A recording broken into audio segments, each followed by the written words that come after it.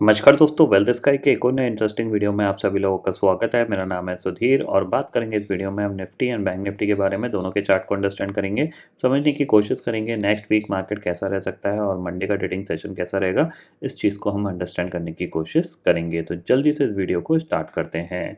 Video start करने से पहले सबसे पहले बात कर लेते हैं मार्केट एट 11 की वीडियो की। आज के दिन में मार्केट एट 11 का वीडियो नहीं डाल पाया था क्योंकि सुबह थोड़ा सा गले में दर्द हो रहा था, उसकी वजह से मैं वीडियो नहीं डाल पाया। बट अभी का थोड़ा सा ठीक है तो वीडियो यहाँ पे डाल रहा हूँ। अब सबसे पहले इम्पॉर्टेंट चीज़ होती है कि यहाँ पे एक अनाउंसमेंट है और अनाउंसमेंट है उन लोगों के लिए जिन लोगों ने WS प्लान को बेसिकली सब्सक्राइब किया था और किसी कारणवश जो एरर उसमें आ रही है उसकी वजह से वो प्लान कंटिन्यू नहीं हो पाया। तो मैंने अभी जो रिसेंटली जिस तरीके का मार्केट चल रहा है उसमें एक स्ट्रेटेजी डेवलप करी है।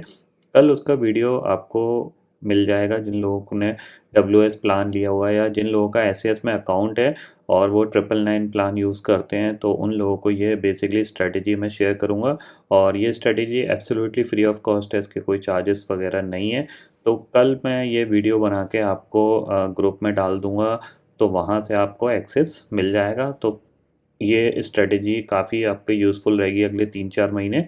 तो आप इसको यूज़ कर सकते हो अगर आपको मार्केट समझ में नहीं आ रहा है कि क्या करना है मार्केट में, बाय करें या सेल करें। इसमें आप इस स्ट्रेटेजी को यूज़ करके आप कुछ ना कुछ प्रॉफिट ज़रूर बना सकते हो। तो इस स्ट्रेटेजी पे आप थोड़ा-सा काम करिएगा, अंडरस्टैंड करने की कोशिश करिएगा क्यों क्यों सिलेक्शन किया गया है इस स्ट्रेटेजी का। अभी ये 2-3 महीने जो मार्केट रहेगा आपका, उसमें आपके लिए काफ़ी यूज़फुल रह सकती है। स्पेशली निफ्टी और फिन निफ्टी के लिए है ये, बैंक निफ्टी के लिए नहीं है। बैंक निफ्टी सेंसेक्स के लिए नहीं है। निफ्टी, फिन निफ्टी और मिड कैप निफ्टी, इन तीनों में ये अप्लाई कर सकते हो। ठीक है, तो कल मैं इसका वीडियो डाल दूंगा। अब बात कर लेते हैं मार्केट की।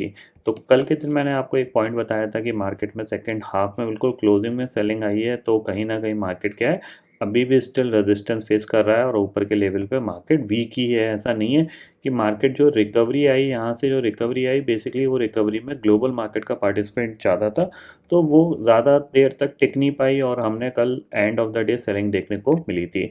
बट आज क्या हुआ, मार्केट ऑलमोस्ट निफ्टी 100 पॉइंट, और सबसे ज़्यादा वीक जो था वो बैंक निफ्टी था। Almost bank Nifty 550 point gap down खुला, वहाँ से फिर थोड़ा बहुत रिकवर हुआ और उसके बाद यहाँ पे दोबारा से कह सकते हैं धीरे धीरे धीरे धीरे मार्केट लो की तरफ ही यहाँ पे मूव कर गया था। बैंक निफ्टी ने इवन अपना डे लो भी तोड़ दिया था। तो बैंक निफ्टी काफ़ी वीक है, ये ध्यान में रखना। आपको थोड़ा सा बैंकिंग स्टॉक से दूर ही रहना है, ये चीज़ क्लियरली समझ लीजिए।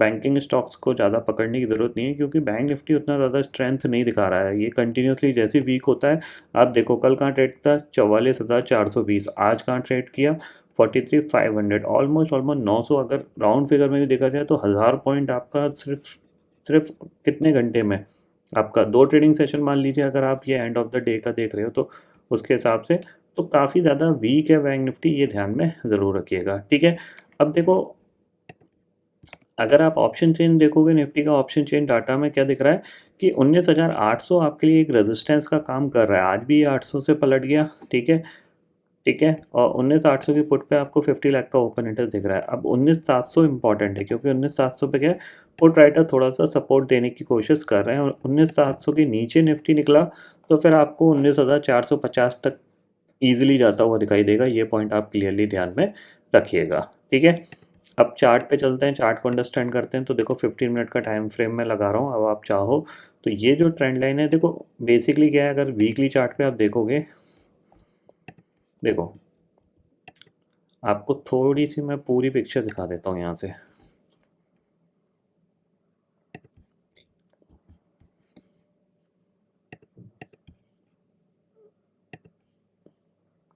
ठीक है, ये बेसिकली आपकी, ये आपका लो बना था जो कोविड के टाइम पे था, उसके बाद ये लो मैच करके यहाँ पे इसके आसपास निफ्टी ने सपोर्ट लिया था। तो ये ट्रेंड लाइन अगर ब्रेक डाउन होगी तो आपको काफ़ी शार्प सेलिंग देखने को मिल सकती है क्योंकि ये ट्रेंड लाइन बैंक निफ्टी में भी इम्पॉर्टेंट है। ठीक है ना, अगर आप बैंक निफ्टी में देखोगे यहाँ पे वीकली चार्ट पे, मैं यहाँ पे ये बैंक निफ्टी को भी मैं आपको दिखा देता हूँ। ठीक है, क्योंकि इसी ट्रेंड लाइन पे इसने सपोर्ट ले रखा है 2 बार। अब देखो ये लो यहाँ पे मैंने मैच किया। ठीक है, अब आप यहाँ पे देखो इसने यहाँ पे ये सपोर्ट लिया था, यहाँ से बाउंस हो गया, फिर ये दोबारा इसके आसपास आया, सपोर्ट लेके इसने बाउंस हो गया। अब क्या इसने यहाँ पे डबल टॉप बना के फिर ये नीचे ब्रेकडाउन दे रखा है, ये डबल टॉप बना, इसका ब्रेकडाउन है, अब ये पुल बैक आया था, अब ये दोबारा से सेलिंग के लिए आ रहा है, ठीक है।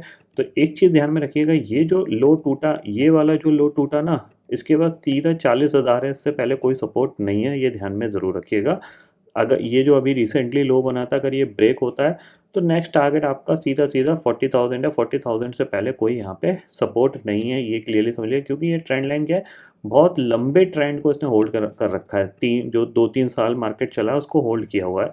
तो इसके ब्रेकडाउन का मतलब ये है कि सीधा-सा आप यहाँ पे समझ लीजिए कि करीब-करीब 2 से 3,000 पॉइंट का करेक्शन, तो 2 से 3,000 पॉइंट का करेक्शन का मतलब ये है 40,000, या फिर ये जो स्विंग लो बना 38,500 के आसपास का, वहाँ तक जा सकता है, बट ये अभी नहीं जाएगा, 1-2 महीने में ज़रूर जा सकता है, ये ध्यान में रखिएगा, क्योंकि कंटिन्यूअसली इवेंट है। आपको पता है कि जैसे दिसंबर 15 अभी ये 3 दिसंबर पे जो स्टेट इलेक्शन थे उनका आउटकम आना है, ठीक है। फिर आप जनवरी में जाओगे तो कहीं न कहीं बजट की एक वॉलेटिलिटी मार्केट में आना स्टार्ट हो जाएगी। उसके बाद जैसे ही बजट खत्म होगा फिर इलेक्शन की बात होने लगेगी, तो कंटिन्यूअसली इवेंट है, तो वो इवेंट मार्केट के लिए काफ़ी ज़्यादा इम्पोर्टेंट है और उनकी वजह से करेक्शन आ सकता है, ठीक है। ये तो एक लंबी पिक्चर है जो मैं आपको दिखा रहा हूँ, ठीक है। अब शॉर्टर टाइम फ्रेम में चलते हैं, तो शॉर्टर टाइम फ्रेम में सीधी सी बात ये है, ठीक है, इसके नीचे आप ट्रेड करोगे तो आपके लिए जो नेक्स्ट टारगेट है वो सीधा-सीधा आपका 43,250 का है। 43,250 इतनी जल्दी तोड़ेगा ये फ़िलहाल मेरे को एक्सपेक्टेशन नहीं है, बट यहाँ कहीं ये सपोर्ट ले सकता है और हो सकता है 43,000 तक भी एक बार चला जाए, ठीक है। ऊपर आपके पास ये एक लेवल है जो कि एक रेजिस्टेंस का काम करेगी, 43,870 और 44,000, ठीक है। बेसिकली ये यहीं से ही पलट जाएगा, 43,870 इससे ऊपर नहीं निकल पाएगा, चांसेस वेरी लेस, क्योंकि कल इसने काफ़ी अच्छी कोशिश करी थी, but end of the day जिस तरीके से ये गिरा है तो ये मेरे को नहीं लगता कि इसके ऊपर सस्टेन कर पाएगा। तो बेसिकली क्या है, अब हायर लेवल पे आपको क्या है कि थोड़ा सा सेलिंग प्रेशर देखने को मिलेगा, तो थोड़ा सा आप नेगेटिव सोच सकते हो। अभी तक क्या था, पिछले 8-9 दिन से कंटिन्यू मार्केट पॉजिटिव ज़्यादा बिहेव कर रहा था, बट अब आप नेगेटिव सोच सकते हो, क्योंकि अब आप मंथली सीरीज़ की तरफ बढ़ रहे हो। मंथली सीरीज़ में क्या है, नॉर्मली मार्केट एक्चुअल वे में मार्केट को कहाँ एक्सपायर होना है उसके हिसाब से रिएक्ट करता है। तो मेरे को लगता है जो एक्सपायरी आएगी मंथली वाली वो अराउंड 19,300 के आसपास आ सकती है, 19,400 के आसपास आ सकती है, मतलब बेसिकली 19,500 के नीचे आएगी। तो चांसेस वेरी है कि अगले 3-4 दिन में आपको एक और सेलिंग देखने को मिल सकती है, ये ध्यान में ज़रूर रखिएगा, ठीक है।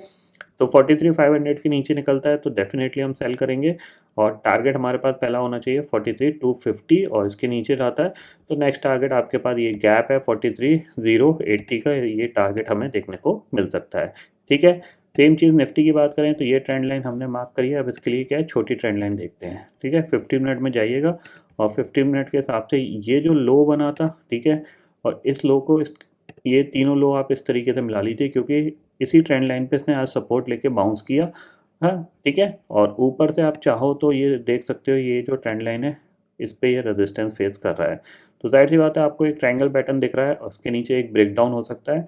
तो नीचे जैसे ही आपका ये 19,700 के नीचे ट्रेड करना स्टार्ट करे तो आप इसको ज़रूर सेल करिएगा, या नेगेटिव प्राइस एक्शन बनाना आता है ज़रूर सेल करिएगा। पहला टारगेट आपके पास है सीधा-सीधा 19,670 का, और 670 ब्रेक होता है तो फिर आपके पास नेक्स्ट टारगेट सीधा-सीधा 19,600 का है, ठीक है। किसी भी रीज़न से ये गैप अप खुलता है तो चांसेस वेरी हाई कि ये सेलिंग में कन्वर्ट हो सकता है, ये पॉइंट आपको ध्यान में ज़रूर रखना है। और नीचे अगर मैं क्लियरली बताऊँ ना, तो जब भी ये गिरेगा तो थोड़ा-सा एग्रेसिव ही गिरेगा, ठीक है। तो नीचे इसके पास जो टारगेट है ना, सीधा-सीधा अगर मैं बताऊँ, क्योंकि मैंने इसको यहाँ पे शॉर्ट किया हुआ है, ठीक है, मेरा फ्यूचर शॉर्ट है 19,800 के, 820-830 के ज़ोन में, और जो मेरा टारगेट है इस फ्यूचर का वो 19,500 है। क्यों है? क्योंकि यहाँ पे ये गैप बने हुए हैं, आपको ये दिखेगा, ये एक गैप है, यहाँ पे ये एक गैप है, ठीक है, उसके बाद इसने ये एक गैप बनाया, ठीक है। तो ये कहीं न कहीं इसको जब गिरेगा तो ये इसको एक ही बार में फिल करने की कोशिश करेगा, ये पॉइंट आपको ध्यान में रखना है। तो सीधा-सीधा मेरा जो टारगेट आता है 19,500, 19,450 का टारगेट आता है निफ्टी में। यहाँ पे मेरे को वीकनेस ज़्यादा दिख रही है रेदर देन बाइंग। बाइंग तो वैसे भी मैं इंटरेस्टेड नहीं हूँ टॉप पे बाइंग करने के लिए, क्योंकि मैंने बताया आपको कि मार्केट के लिए कंटिन्यूअसली इवेंट्स हैं और इवेंट से पहले मार्केट करेक्ट होता ही होता है, तो ये पॉइंट आपको ध्यान में रखना है, ठीक है। तो थोड़ा-सा आप नेगेटिव व्यू लेके काम-काज कर सकते हो निफ्टी बैंक निफ्टी में। इम्पॉर्टेंट लेवल 19,700 है, 19,700 के नीचे जाता है तो ज़रूर सेल करिएगा, ठीक है, क्योंकि पहला टारगेट ही आपके पास 30 पॉइंट का है और 30 पॉइंट के बाद आपको और भी बड़े टारगेट मिल सकते हैं। ये पॉइंट आप ध्यान में रखिएगा, ठीक है। ग्लोबल मार्केट की सिचुएशन करेंटली देख लेते हैं हम। ग्लोबल मार्केट करीब डाउ फ्यूचर 107 पॉइंट ऊपर है और नेस्डैक फ्यूचर करीब 14 पॉइंट ऊपर है, क्योंकि इनमें क्या है, कोई रनर अप नहीं बनाता तो अब इनके अंदर स्ट्रेंथ बनी रहेगी। बट हमारा मार्केट ऑलरेडी ये सारी चीज़ें फैक्टर इन करके लाइफ टाइम हाई पे जा चुका है, तो ऊपर के लेवल पे आपको थोड़ा बहुत सेलिंग प्रेशर ही देखने को मिलेगा। बट ये ध्यान रखना कि अगर ये 19,700 नेक्स्ट वीक कैसे भी काट लेता है, मतलब नहीं गिरता है, तो फिर आपको मंथली सीरीज में एक अच्छा खासा करेक्शन देखने को मिल सकता है। ये पॉइंट आप क्लियरली समझ लीजिए, ठीक है। तो आई होप दोस्तों ये पर्टिकुलर डाटा आपको समझ में आ गया होगा। दोस्तों फिलहाल इस वीडियो में इतना ही है। आई होप ये वीडियो आपको पसंद आएगा। वीडियो पसंद आता है तो लाइक और शेयर ज़रूर करिएगा और चैनल को जो सब्सक्राइब कर लीजिए, क्योंकि मैं सुधीर लेके आता रहूँगा हर दिन आपके लिए नए नए वीडियो। इसी के साथ शुक्रिया दोस्तों, जय हिंद।